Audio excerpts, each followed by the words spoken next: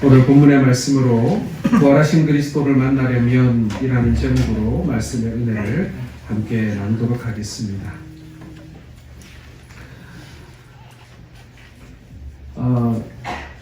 가족을 잃은 성도들을 만날 때가 있습니다. 장례를 치르고 있는 가족들 혹은 장례를 치르고 난 가족들을 만나게 되었을 때 사실은 그 가족들이 제일 듣고 싶은 말이 뭔지 아십니까? 고인이 좋은 곳에 가셨습니다. 이 말을 가장 많이 듣고 싶어 합니다. 그러나 사실 쉽게 장담할 수 있는 말은 아닙니다. 어떻게 보면은 어려운 말 중에 하나라고 할 수도 있겠죠. 그런데 여러분, 거기서 말하는 좋은 곳이란 어디를 말하겠습니까? 특별히 우리 그리스도인들에게 있어서 좋은 곳이란 어디를 말하는 것이겠습니까? 바로 아버지 하나님의 품 아니겠습니까? 왜 좋은 곳이냐면 바로 영생하는 부활이 확정된 곳이기 때문에 그런 것입니다. 훗날 우리 주님께서 재림하시던 그때에 지옥의 고통을 당하기 위한 부활이 아니라 하나님 나라의 복락이 확정되어져 있는 하나님의 품을 우리는 좋은 것이라고 말해야 할 것입니다. 우리가 이 부활에 관한 소망을 이야기할 때 우리는 삶과 죽음에 관한 이야기를 하지 않을 수가 없습니다.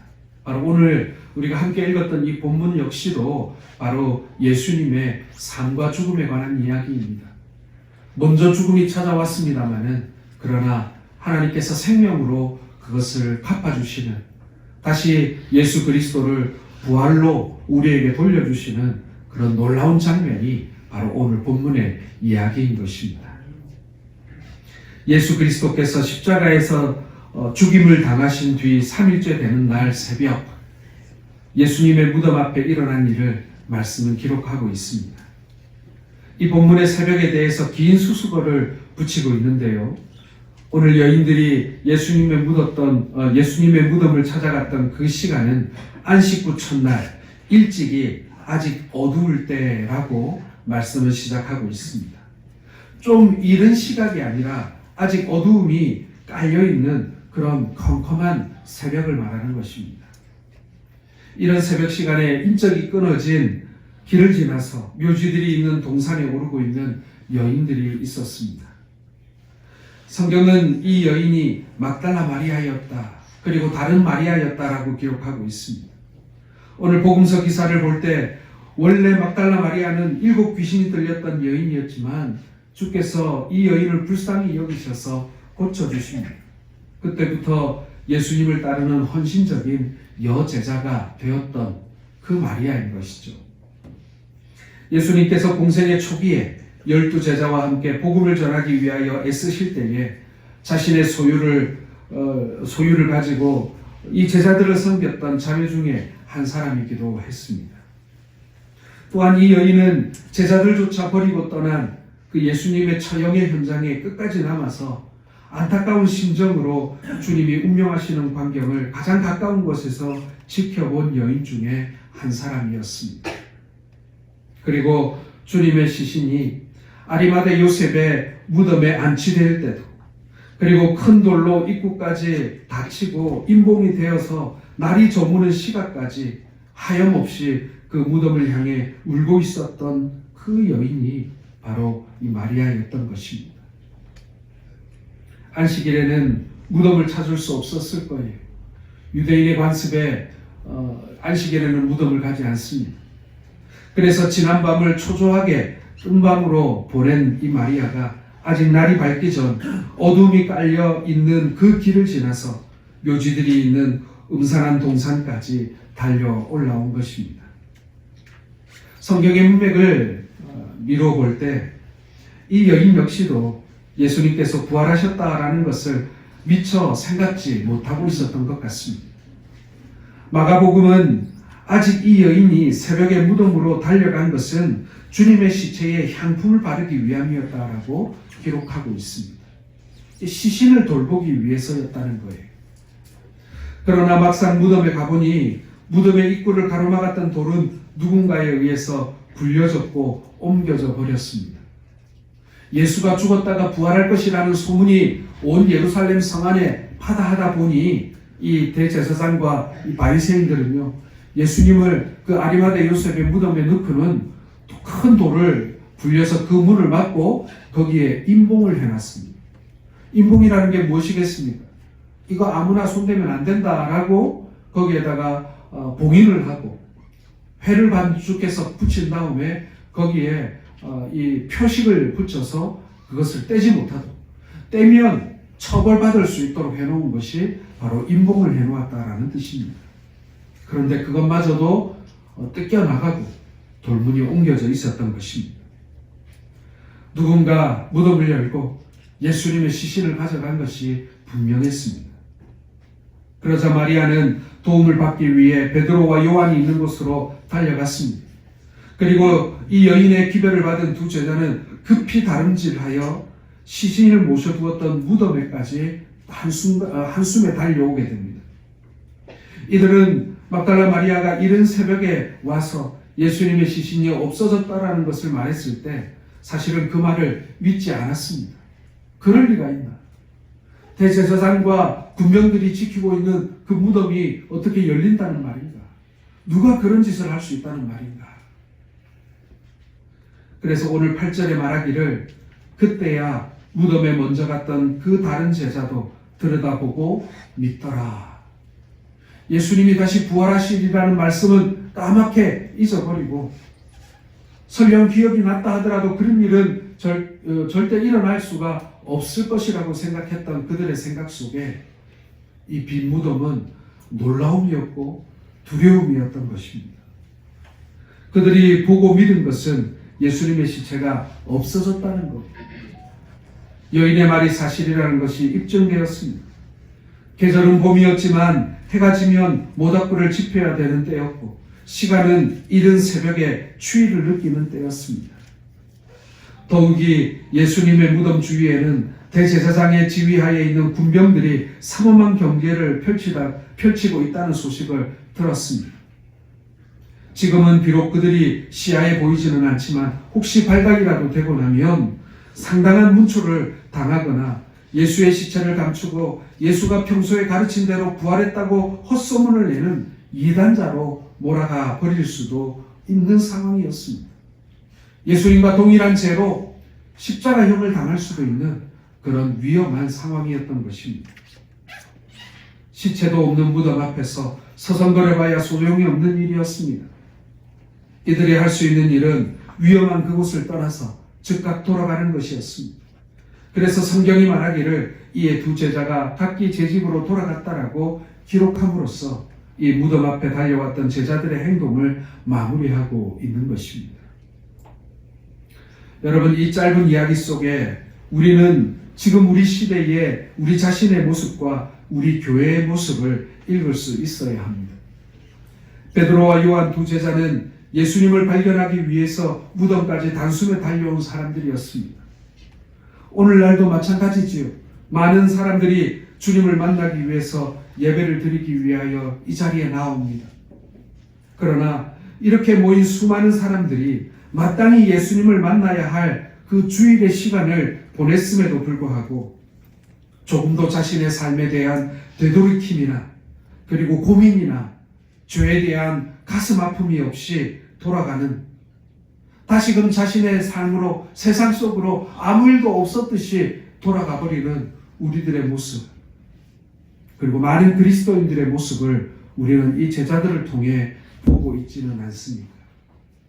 매일 예배를 드리고 하나님 앞에 경배하면서도 그 경배를 받으시는 하나님이 우리의 예배와 우리의 찬양 가운데 나타나 주시지 않는다라는 심각한 회의나 고통을 갖지 못한다라는 그 문제 말입니다.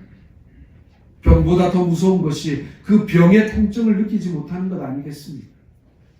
우리가 한 주라도 예배에 나와 우리 주님을 만나지 못하고 돌아가면 이대로는 돌아갈 수 없다라는 절박한 마음으로 이 자리에 나와 있어야 하는데, 그저 아무런 감동 없는 예배를 드리고 나서도 아무 문제 없이 집으로 우리가 다시 돌아가는, 그런 고민 없이 돌아가는 우리들의 모습이 바로 이 제자의 모습들과 너무 닮았다라는 생각을 하게 되는 것입니다. 이것은 하나님을 향한 목마름이 없다는 거예요. 은혜에 대한 갈증이 없다는 것입니다. 다시 우리를 위해 살아나신 예수님을 만나기를 사모하는 그러한 마음이 없는 우리들의 모습을 보여주는 것이라고 할 수 있지 않겠습니까? 오늘 제자들은 무덤까지는 달려왔지만 그러나 그 다음이 없는 거예요. 무덤까지는 달려왔지만 그 다음 주님의 말씀을 기억하고 부활하신 주님을 만날 준비를 해야 하는 그들이었지만 그러지 못하고 있는 거예요. 다시 자신의 집으로 두려움을 안고 돌아가 버린 것입니다. 사랑하는 성도 여러분, 오늘 메시지 가운데 우리가 발견하는 첫 번째 메시지는 바로 이것입니다. 하나님은 당신을 찾는 자들에게 당신을 보여주신다라는 것입니다. 궁금해서 왔다가 예수님의 시체가 없는 것을 보고 돌아간 제자들은 결국 예수님을 만나지 못하고 빈 무덤만 확인하고 돌아갔습니다.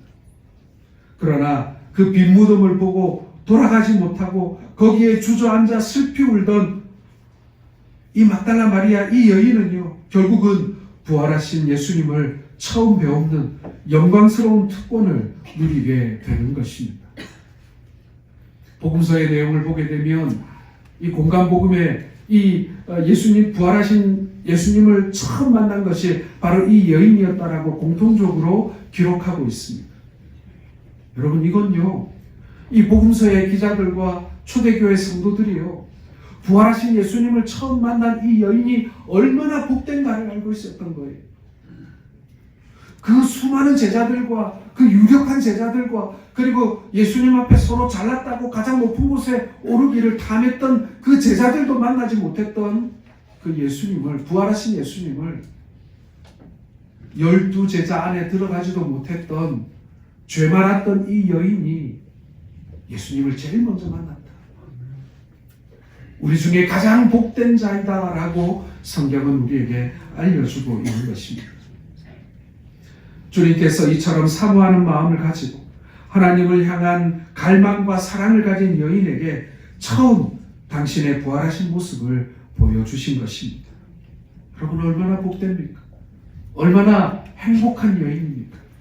얼마나 주님께서 이 여인을 아끼셨습니까? 이것은 오늘날 우리에게 있어 기독교 신앙에 대한 중대한 도전과 의미를 던져주는 사건이라고 할 수 있습니다. 한 번쯤은 우리 자신의 마음속에 하나님을 향한 진정한 목마름과 예배의 중심이 되어 있고 우리의 삶을 지배하고 있는지, 우리 살아계신 주님이 우리의 예배 가운데 내 삶의 중심에 자리하고 있는지를 우리가 돌아봐야 한다는 것입니다. 우리가 매주 빈 무덤만 확인하고 그저 아무 생각 없이 돌아가고 있는 것은 아닌가. 그곳에서 진정으로 만나야 할 부활하신 주님을 만나야 하는데 그러지는 못하고 그냥 빈 무덤만 보고 우리가 집으로 돌아가고 있는 것은 아닌가 하는 것입니다. 이 땅에 주님께서 계실 때 혹은 하늘에 오르신 이후에도 우리 주님의 마음을 가장 아프게 했던 것은 전심으로 예수님을 찾고 예수님을 만나고 싶어하는 사람들이 없다는 것이었습니다. 이것이 하나님에게는 커다란 고통이요 아픔이었습니다. 그러나 성경을 열어보십시오. 어디서든지 하나님과의 위대한 만남이 있는 곳에는 하나님을 간절히 찾고 그분을 뵙고 싶어하는 갈망하는 성도들이 있었습니다. 목말라하는 성도들이 있었습니다.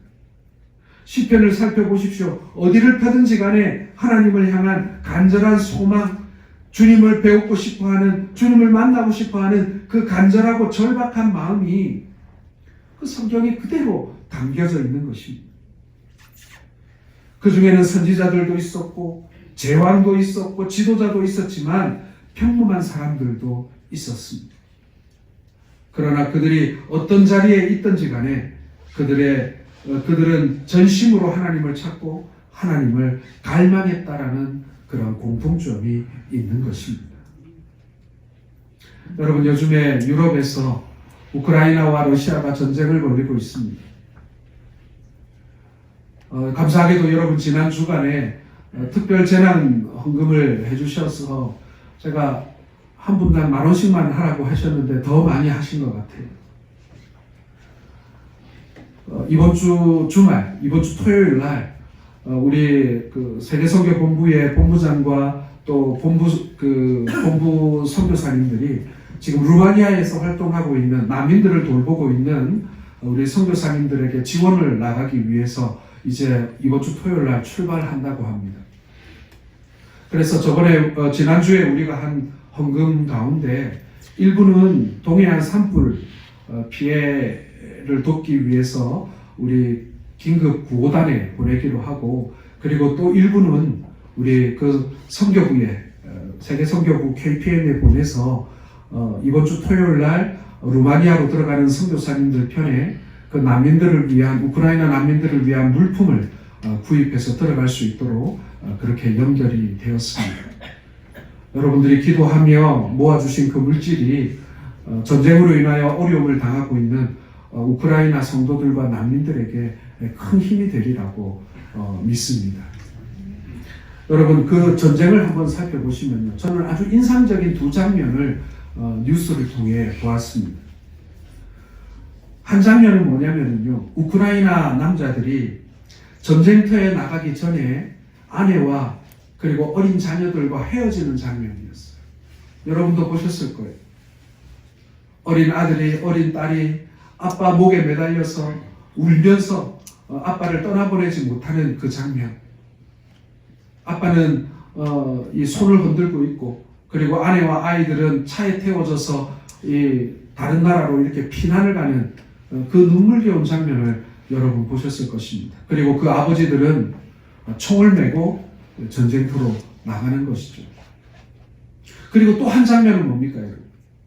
러시아 군인들이 포로로 잡혀왔는데 그 포로들이 울먹이면서 이렇게 말하는 거예요.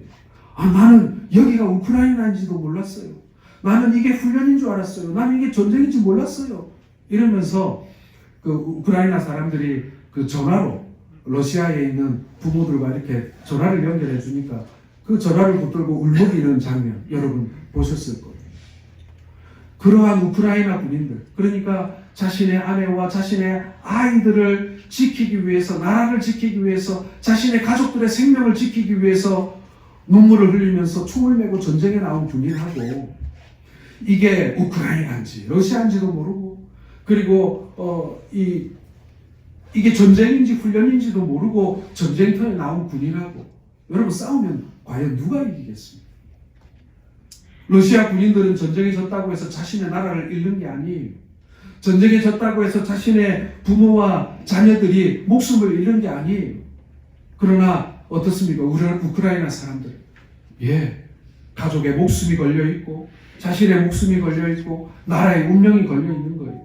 그러니 죽기 살기로 싸우지 않을 수가 있겠습니까? 바로 절박함의 차이인 것입니다. 러시아와 우크라이나 차이는 바로 그건 거예요. 나라를 잃지 않기 위해서, 가족의 목숨을 잃지 않기 위해서, 그러니 무기가 많고 적음을 떠나 이런 군대가 이길 수밖에 없는 것 아니겠습니까? 사랑하는 성도 여러분, 우리가 하나님을 어떻게 찾고 있는가 생각해 보시기 바랍니다. 우리는 과연 이러한 절박함을 가지고 우리가 주님을 찾고 있는가 하는 거예요. 나의 목숨이 걸려있고 나의 가족들의 목숨이 걸려있고 나의 삶의 전부가 걸려있는 것처럼 생각하며 우리가 주님을 만나기 위하여 예배하고 주님께서 우리에게 맡기신 사역을 우리가 하고 있는가, 우리가 그러한 절박함으로 하고 있는가 생각해 봐야 합니다. 우리가 혹시 러시아 군인들처럼 신앙생활하고 있는 것은 아닙니까? 오늘 우리가 부활하신 주님을 만나고자 하는 우리의 마음은요, 꼭 우크라이나 군인들 같은 마음이어야 하는 거예요. 내가 죽기 살기로 내가 싸워야 되겠다.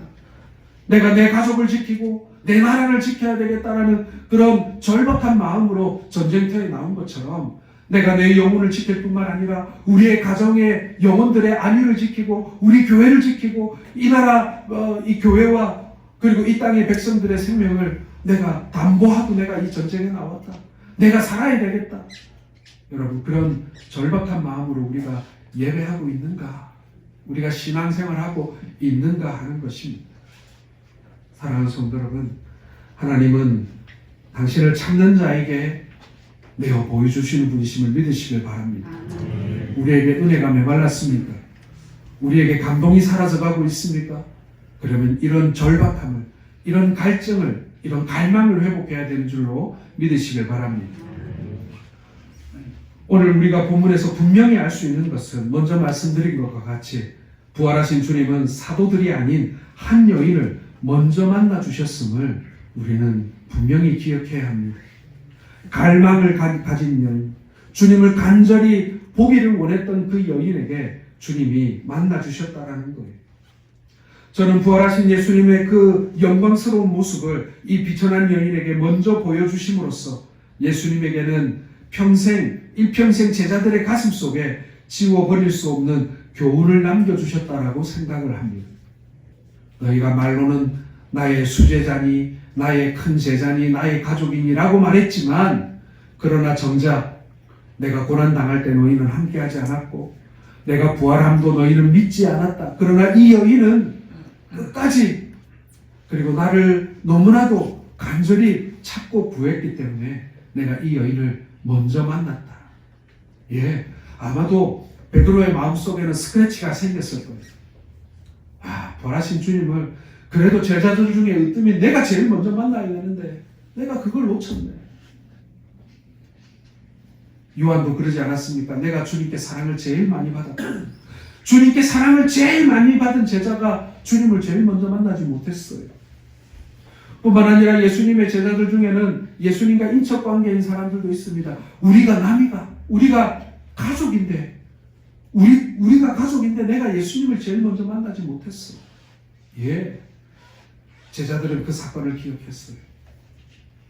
복음서에 이것을 기록하면서 분명히 이건 그냥 대충 넘어갈 수도 있었을지 몰라요. 왜냐하면 자기들의 부끄러움이니까요. 그래도 우리가 12제자인데 한 명 빼고 11제자가 먼저 예수님을 제일 먼저 만났어야 되는데 우리는 아무도 만나지 못하고 막달라 마리아가 먼저 예수님을 만났어. 신분의 차이가 뭐가 중요하겠어요? 서열의 차이가 뭐가 중요하겠어요? 얼마나 똑똑하냐, 많이 배웠냐가 뭐가 중요하겠어요? 중요한 것은 한 가지예요. 얼마나 주님을 간절히 사모하는가. 유대인이면 어떻고 이방인이면 어떻습니까? 주님을 간절히 찾는 자, 그 사람이 먼저 주님을 만나게 되리라는 거예요. 부활하신 예수 그리스도, 그분의 처음 영광을 보았던 사람, 며칠 전 예수님의 그 피 어린 고난을 처음부터 마지막까지 모두 목격했던 그 여인이었습니다. 사랑하는 성도 여러분, 하나님을 진심으로 사랑하면 그리스도도 그 사람을 사랑하여 그리고 그에게 당신 자신을 나타내 보여주시겠다라고 말씀하신 것을 믿으시길 바랍니다. 예수님을 찾아온 이 여인에게 있어서 죽음조차도 예수님과의 사랑을 종식시킬 수 없었어요. 시체라도 찾고 싶었던 것은 시체에 대한 염려가 아니라 그 시체를 매개체로 주님과의 그 관계를 확인하고 싶어하는 그리움이 가져다주는 소망이었던 것입니다. 주님을 향한 우리의 사랑은 환경에 의해서 얼마나 자주 막힙니까? 사람에 의해서 얼마나 자주 끊어집니까? 우리의 사랑이 얼마나 연약한지 수시로 변하는 환경과 변화하는 조건 속에서 신라 같은 사랑이 곳곳에 끊어져 버릴 때가 너무나 많지 않습니다. 한번 끊어진 하나님을 향한 사랑은 이어질 줄 모르고 긴 세월을 지나가 버릴 때도 많이 있습니다. 그러나 보십시오. 예수님은 돌아가셨습니다. 그 시체조차 사라졌는데 예수님을 향한 막달라 마리아의 사랑은 결코 식지 않았습니다. 더 간절해졌습니다. 오히려 빈 무덤을 보자 이 여인의 마음속에는 예수님에 대한 사랑과 그리움이 더 불꽃같이 솟아나기 시작했습니다. 예수님의 무덤을 찾는 자에게 내려질지도 모르는 어떤 형벌도 두렵지 않았던 것입니다. 사랑하는 성도 여러분, 눈을 들어 세상을 살펴보시기 바랍니다. 지금 누가 하나님을 찾고 있습니까? 예수님을 전심으로 발견하고 예수님 안에서 발견되려고 자기를 죽이고 몸부림치는 사람이 얼마나 많이 있습니까? 우리 안에는 말입니다.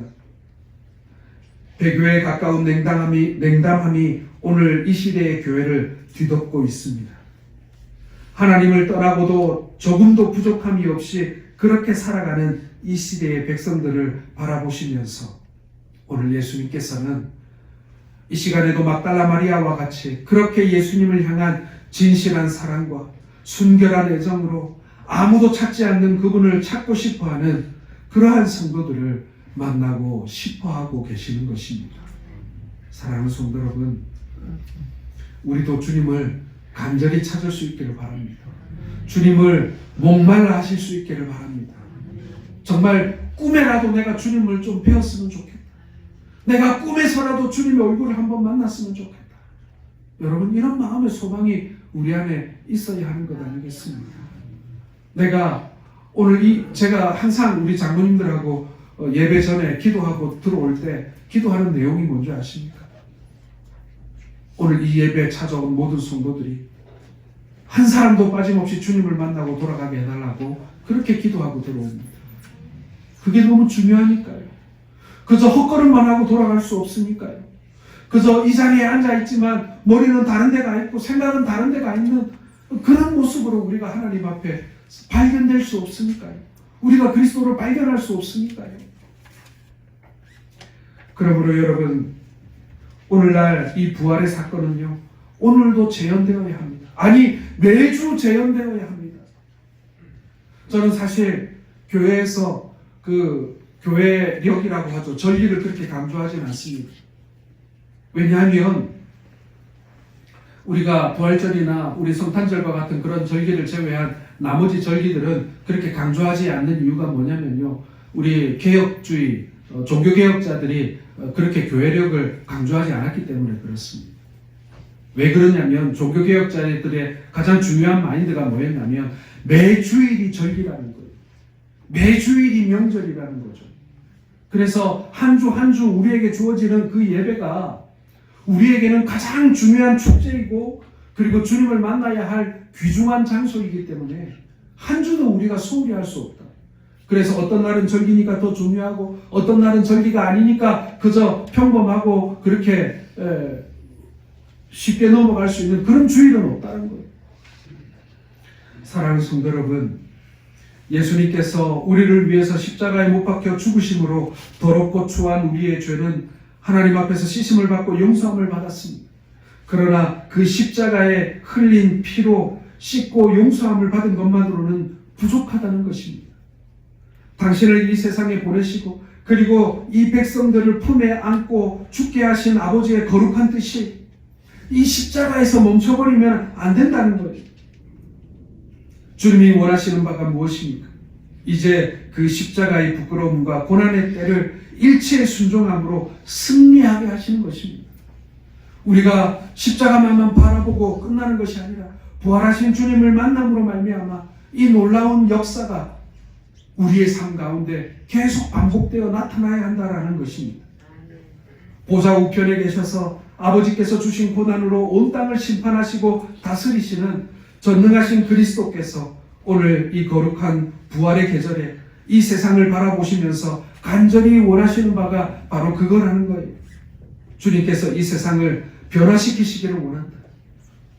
이 땅에 있는 성도들을, 당신의 백성들을 만나기를 원하신다라는 것입니다. 당신의 백성들 가운데 이 놀라운 십자가와 부활의 사건들이 반복되기를 원하신다라는 거예요. 오늘 부활하신 그리스도로 말미암아 우리의 삶 속에 이 부활의 사건이 재현되기를 원하신다라는 것입니다. 사랑하는 성도 여러분, 저는 우리의 이 신앙생활이 그러해야 된다고 생각합니다. 이 부활의 사건이 계속 우리의 삶 가운데 나타나야 돼요. 죽었던 영혼이 살아나는 일이 부활의 사건 아니겠습니까? 우리가 그동안 세상을 버타여 살았지만 그러나 내가 주님을 만나고 주님을 섬기면서 내가 십자가의 길을 걸어야겠다고 결단하고 교회가 그런 길을 걷고 성도가 그 십자가를 짊어지고 이 땅 가운데 주님께서 우리에게 맡겨주신 그 사명을 다하는 것이 십자가의 길 아니겠습니까? 그리고 그 열매로 말미암아 죽었던 영혼이 살아나는 일, 죽었던 영혼들이 주님께 돌아오는 일을 보면서 우리는 부활을 경험하게 된다는 거예요. 우리가 다시 그 부활의 역사를 우리가 재현하게 된다는 것입니다. 여러분, 죽었던 이가 살아나는 게 부활 아니겠습니까? 죽음 가운데 거했던 이가 주님께 돌아오는 역사가 바로 우리 가운데 지금도 역사하고 반복되어지고 있는 이 부활의 사건이라는 것입니다. 사랑하는 성도 여러분, 그때 비로소 우리 주님은 사망을 이기고 부활하신 보람을 느끼실 것입니다. 부활하신 영광스러운 주님을 보십시오. 십자가에서 못 박혀 죽어가면서도 그는 이 세상에서 저주받아야 할 강도들과 동료로 취급을 받으셨습니다. 그리고 못 박혀 죽어가는 흉악한 강도들에 의해 조롱을 받으시면서 십자가에서 운명하셨습니다. 때리면 맞으셨습니다. 침을 뱉으면 뱉음을 당했고 못 박으면 못 박힘을 당하셔야만 했습니다. 그러나 여러분, 그렇게 비참하게 고난을 받으며 죽어가시는 예수님께서 잠시 후에 이렇게 찬란한 영광으로 자기를 못 박은 사람들이 살고 있는 이 세상에 다시 오시리라고 누가 생각이라도 할 수 있었겠습니까? 많은 사람들은 언제나 믿지 못했습니다. 그러나 하나님께서는 고난을 받으시는 예수님을 잠시 후 영광의 몸으로 다시 살리셨던 것처럼 지금도 하나님의 교회를 부활하신 예수 그리스도의 위대한 권세가 지배하는 교회가 되도록 만드실 수 있음을 믿으시기를 바랍니다. 그러므로 우리는 이 영광스러운 부활의 아침을 맞으면서 고난 주간에 흘렸던 수많은 눈물을 씻을 수가 있는 것입니다.